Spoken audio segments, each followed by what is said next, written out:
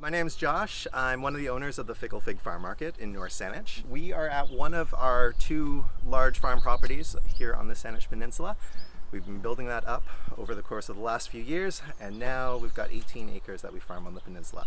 And so this 6 acres here, the 1 acre at the market, and then another 9 acres in North Saanich. We did twice as many, 2 greenhouses full this year instead of 1 because we could have used more last year. This is a baby watermelon here. They're one of the last things that I start because they really love the heat. What used to be local 10 years ago encompasses BC. Local now is, Saanich Peninsula. You can basically be able to create a menu out of everything that grows here on the peninsula almost year round. We've even got little eggplants starting on them. The flower. Not only does our menu change every day, it sometimes changes throughout the day as I show up to the market with stuff. So it takes some really talented chefs to create what you see at the market. Just as an example, Steve sent me the harvest forecast for the week, and it didn't include these fava beans, but we get here today and these broad beans are ready for harvest, so we'll send those to the market tomorrow. They like the creative freedom. It's different all the time. If they need something to kind of complete it, I will figure out how to get it to them, but for the most part, nope, this is what you have this week. It's pretty brilliant. This will turn into like a bean spread.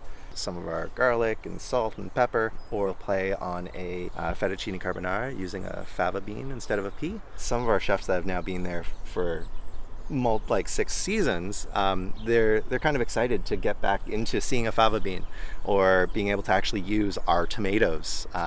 Tomatoes won't be on our menu for 3 or 4 months of the year because they just are not available on the peninsula. This year, this field was still flooded in March. It was underwater. When the lower field, it was dry. This field was entirely, it looked like this over here. So we plowed it up and... That was 2 months ago.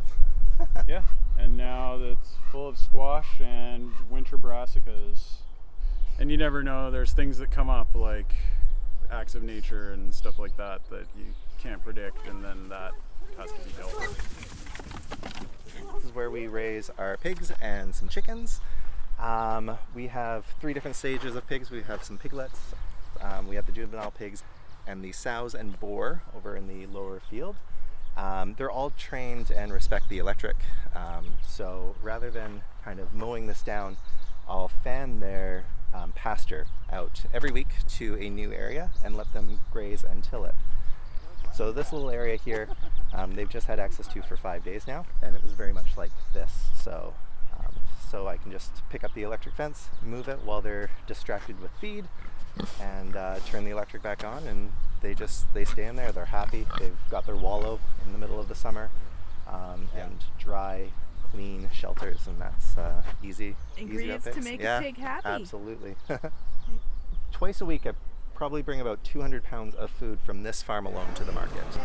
It's year-round. We're open 7 days a week, every month of the year, and this is what the farms fuel. Everything comes to this market.